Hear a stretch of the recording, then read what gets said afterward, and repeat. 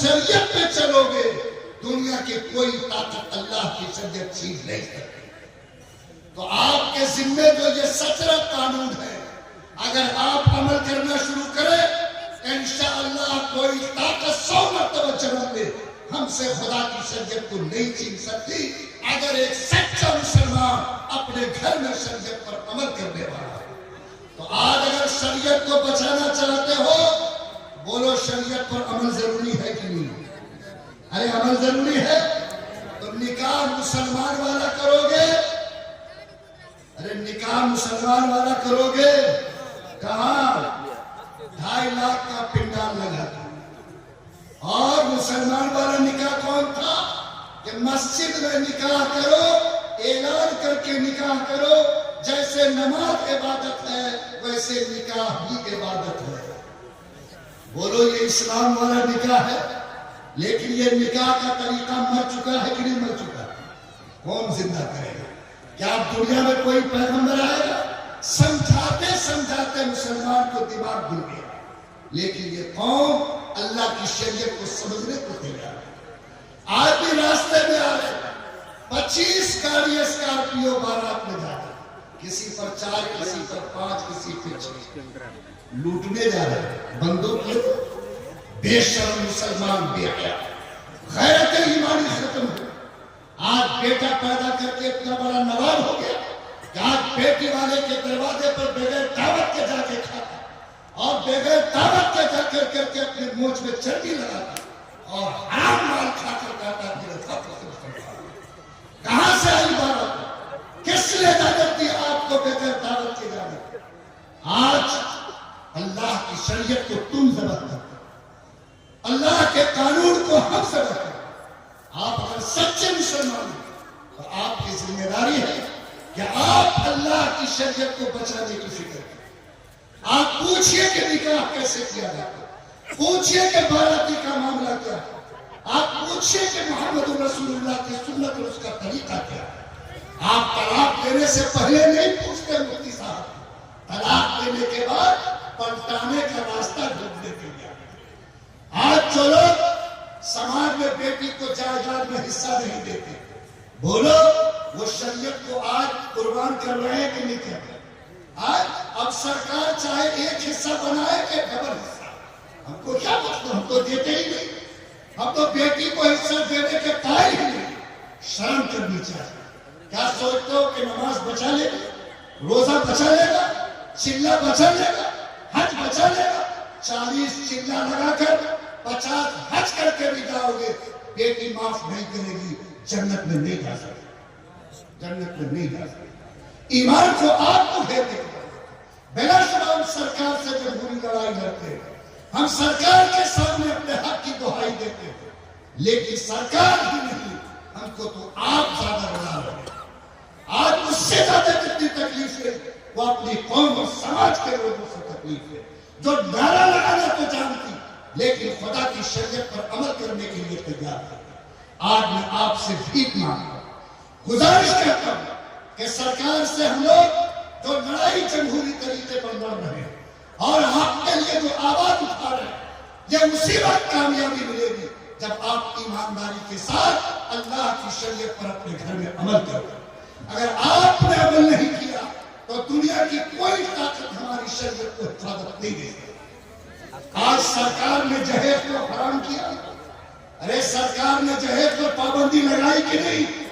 اور مسلمان عشاء کی نماز پڑھ کے مصلی پر بیٹھ کر کے جہیز کی بات کرتا ہے، حج کر کے چلہ لگا کے بیٹا کے نام پر اپاچے مانگتا اور بیٹی والے سے سودا بازی کرتا۔ کیا سوچتے ہو کہ یہ مال حلال ہے؟ آج کرتے ہو کسی کو سرکار پہ انگلی اٹھے گی لیکن سرکار نے جب جہیز پر پابندی لگائی 22 سال کی سزا کا اعلان کیا تو یہ ہمارے دین کی تعریف تھی لیکن آج اس کو بھی چھوڑ کے مسلمان اپنی منمانی اور دولت کی حوث دولت کی لالچ میں آج جہاں جہاں سرکار جہاں چاہے اللہ اور رسول آج ہم اپنے گھر میں جہیز کے نام پر وہ کھیل کھیلتے جس کو دیکھ کر شیطان کو شرم آتی۔ آج 40 سال کی بیٹی بوڑھی ہوئی، آج وہ گلے میں پھانسی لگا کے مر گئی، آج وہ اپنے ماں باپ تو چھوڑ رہے ہیں۔ کوئی دن اخبار کو الٹ کر دیکھو، ہندو مسلمان کی کوئی نہ کوئی بیٹی جہیز کے آگ میں ڈوب چکی۔ آج جب سرکار آپ کی شریعت کے ساتھ کھڑی ہے تو آپ رات میں چھپ کر کے غلطی کرتے ہیں۔ بولو کیا دونوں طرف سے شریعت برباد ہے نہیں؟ شریعت پر ایک حملہ نہیں، سرکار کا حملہ ہوتا تو روکنا آسان۔ یاد رکھو اندر کا خطرہ باہر کے خطرے سے زیادہ خطرہ ہوتا ہے۔ آپ اگر ٹھیک ہو جاؤ، ہمیں امید ہے کہ اللہ شریعت کی حفاظت کا انتظام کرے۔ آپ ٹھیک نہیں ہوگے، کتنے ہی نعرے لگاؤ، یہ شریعت کی حفاظت ممکن نہیں ہے۔ اس لیے میں آپ سے گزارش کرتا ہوں کہ آپ جتنے ایمان والے بھائی یہاں ہیں، حالات ٹھیک نہیں ہیں، حالات ٹھیک نہیں ہیں۔ لوگ دوسری ملتوں کے ساتھ کھڑے ہیں۔ اگر اللہ سے محبت ہے، رسول کی شریعت سے پیار ہے، قرآن کے قانون سے رشتہ ہے، طے کرو کتنے دن جیو گے، کتنے دن جیو گے۔ کفن میں تو جیب بھی نہیں ہوتی تو دیکھتے ہیں وہ بیٹا جس کے لیے جھوٹ بولے، جس کے لیے چوری کیا، جس کے لیے بیٹی والے کے یہاں ڈاکہ دیا، آج مر جاؤ تو 24 گھنٹے بھی بیٹا لاش کو ٹھہرنے نہیں دے گا اور کہے کہ جلدی نکالو ورنہ گھر ہمارا بدبو سے بھر جائے۔ 1 سال کے بعد تمہارے گھر کا پتہ بدل گیا، تمہیں تو اس گھر کو سجانا چاہتا، اس اللہ سے رشتہ جوڑنا چاہتا، اس جنت کی تعمیر کے لیے کوشش کرنی چاہیے۔ اس لیے لوگوں اگر شریعت کو بچانی ہے تو آپ کو اپنی شریعت پر عمل کے لیے تیار ہونا ہوگا۔ کیا انشاءاللہ ہم لوگ اللہ کے قانون پر عمل کرنے کی کوشش کریں گے؟ آپ اٹھائیے نا ذرا پاور سے ماشاءاللہ۔ دیکھیے میڈیا والا فوٹو بھی لے رہے ہیں اور یہ گواہی ڈبل ہو رہی ہے، ایک ان کی گواہی، ایک خدا کی گواہی۔ ہمیں امید ہے کہ انشاءاللہ جو مسلمان اپنے ہر عمل سے پہلے پوچھے گا کہ اللہ کیا کہتا ہے، رسول کیا کہتا ہے، قرآن کیا کہتا ہے، اس گھر سے اللہ کبھی شریعت کو جانے نہیں دے گا اور اس ملک سے بھی انشاءاللہ کبھی شریعت رخصت نہیں ہوگی۔ اللہ تعالی ہمیں پوری قوت ایمانی کے ساتھ اپنی شریعت پر کھڑے ہونے کی توفیق عطا فرمائے۔ اور یہ جو 9.5 لاکھ ایکڑ زمین کو ہڑپنے کی تیاری ہے، آپ کو کرنا یہ ہے کہ لڑائی تو ہم لڑ رہے ہیں اور معاملہ سرکار کو سمجھا رہے ہیں، ابھی بھی گنجائش باقی ہے۔ ابھی تو ایک بزرگ نے ہم سے کہا کہ میرا ایمان گواہی دیتا کہ حالات ضرور ٹلیں گے، اللہ کرے کہ بدل جائے، لیکن آپ کی ذمہ داری ہے کہ اپنے زمین کے ناک نقشے کو ٹھیک کرتے ہوئے، کاغذ کو درست کرتے ہوئے، مسجد، مدرسہ، عیدگاہ، قبرستان کی زمین سے کسی کو مطلب نہیں ہے۔ یاد رکھو آپ اگر اس وقت کی جائیداد کو بچانا چاہتے ہو تو جس گاؤں میں بھی رہتے ہو اپنی زمین کی طرح وہاں کے قبرستان، عیدگاہ، مدرسے کی زمین کے کاغذ کو مضبوط کرو اور قانون کے اعتبار سے اس کو ٹھیک رکھو تاکہ آنے والی تاریخ میں کوئی غلط حملہ تمہارے اس وقت کی زمین اور عبادت کی جگہوں پر نہیں ہو سکے۔ اگر آپ کریں گے تو وہ راستہ ہے کہ کاغذ کی بنیاد پر تم کورٹ جا سکو گے، کاغذ کی بنیاد پر اپیل ہو سکے گی، اور وہ مسلمان جو کاغذ کے اعتبار سے ٹھیک نہیں ہو اس کو کہیں کھڑا ہونے کا حق نہیں ملے گا۔ تو کیا آپ لوگ اپنے مسجد، مدرسہ، عیدگاہ کی زمین کے کاغذ کو ٹھیک کرنے کی فکر کریں گے؟ کریں گے انشاءاللہ؟ بھول مت جائیے گا، ورنہ یاد رکھیے تاریخ آپ کو معاف نہیں کرے گی اور آئندہ کی نسل آپ کو گالی دے گی کہ کسی نے تو جائیداد کو وقف کیا لیکن کوئی پرکھا میرا ایسا تھا جو کاغذ کو درست کر کے جائیداد کو بچا نہ سکا۔ ایسی نسل ہم کو گالی دے گی، ہم کو برے کلمے سے یاد کرے گی۔ اس لیے جب کہ بھائی یہاں بیٹھے ہوئے کل جا کر کے ان جائیداد کی زمینوں کا کاغذ دیکھیے، اس کو قانونی اعتبار سے مضبوط کرنے کی کوشش کی۔ اور یہ جو مدرسہ ہے جس کے خلاف آج پھر ایک نیا جال تیار ہوا، بولو اس مدرسے کے وجود کو بچانا ہے یا نہیں؟ ارے بچانا ہے۔ سرکار کو جو چال چلنی ہے چلے، ہم تو اس بات کا یقین رکھتے ہیں کہ ہمارے ملک کا سنویدھان ہمیں اپنے مذہب پر چلنے، مذہب کا پرچار پرسار کرنے اور مذہب کی تعلیم اور تبلیغ دینے کا رائٹ دیتا ہے۔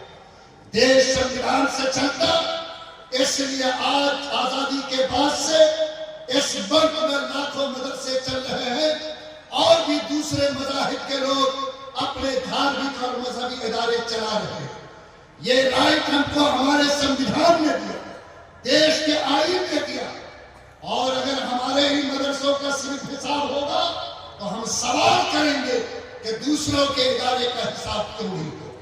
ہم سوال کریں گے کہ دوسرے کے اداروں کے عید کی حفاظت کو کھلواڑ نہیں، اور ایک کمیونٹی کے ساتھ اگر ایسا سلوک ہوتا تو یہ ظلم اور ناانصافی ہے جو قابل برداشت نہیں ہو سکتی ہے۔ آپ کی ذمہ داری ہے کہ اپنے مدرسوں کو سنبھال کر رکھیے۔ یہ ہمارے دین کے پاور ہاؤس ہے، یہ وہ جنریٹر ہے جہاں سے پورے سماج کو دین کی روشنی سپلائی ہوتی، ایمان کی روشنی ملتی ہے۔ بولو یہیں سے ملتی ہے کہ نہیں ملتی؟ قرآن، اور میں تو کہتا ہوں جماعت کے ساتھیوں سے، نمازیوں سے، دینداروں سے، اگر مدرسے نہیں ہو تو بولو مسجد کے کیا معنی رہ جائے گا؟ کیا بغیر الحمدللہ کے نماز ہے؟ بغیر قل اللہ کے نماز ہے؟ بغیر مسئلے کو جانے نماز ہے؟ نماز کی روح یہ مدرسے ہے جہاں سے نماز کی تعلیم ملتی ہے، جہاں سے نماز کو سیدھی رکھنے کا انسان کو طریقہ اور راستہ بتایا جاتا۔ جس دن یہ چراغ بجھ جائے گا، دین کا چراغ گل ہو جائے گا۔ انگریزوں نے بھی چاہا تھا کہ مدرسوں کے چراغ کو بجھا دے، قرآن کو مٹی میں ملا دے، اور اس نیت کے ساتھ انگریزوں نے کام شروع کیا اور دلی کے ایک ایک مدرسے میں جا کر قرآن کو آگ میں ڈال کر جلانے کا کام کیا۔ ایک انگریز افسر جب دلی کے مدرسے میں پہنچا اور آرڈر دیا کہ جتنے قرآن کے نسخے ہیں جمع کرو، ہم اسے چلائیں گے، تو محتمم صاحب نے اس کو بٹھایا، پانی پلایا، ایک لڑکے کو بلایا، کہا کہ قرآن پڑھ کے سناؤ۔ لڑکے نے پڑھنا شروع کیا۔ انگریز نے پوچھا کہ یہ کیا ہے؟ کہا کہ وہی کاغذ کا قرآن جس کو تم جلانے آئے ہو، وہ صرف کاغذ پر نہیں، ہمارے لاکھوں مسلمان بچوں کے دل پر بھی لکھا ہو۔ تو کاغذ کے قرآن کو جلا کر اگر سوچتے ہو کہ قرآن مل جائے گا، خدا کی قسم قرآن کتاب لازوال ہے، ان انسان کے سینوں کا جا کر ہوگی جہاں لاکھوں دل پر قرآن لکھا ہوا ہے۔ آج جامعہ صدیقیہ 100 حفاظ کرام کو اگر تیار کرے، اگر اس چٹائی پر ہزاروں علماء کھڑے ہیں، تو کیا یہ مدرسہ اس امت کے لیے سب سے بڑی نعمت ہے یا نہیں؟ آج آپ کے بغل میں بچیوں کا تعلیمی ادارہ جہاں سینکڑوں بچیاں تعلیم پاتی ہیں، جن کی زندگی سنورتی ہے، اس کو اخلاق کی تعلیم، ایمان کی تعلیم، کردار کی تعلیم، ایک سچی ماں بننے، ایک باوفا بیوی بننے، ایک باکردار بیٹی بننے کا سبق ملتا ہے۔ کیا یہ ملک کے حق میں ہے یا نہیں؟ ارے کیا یہاں نچڑیاں پیدا کرے؟ کیا یہاں رنڈی اور فحاشہ پیدا کی جائے؟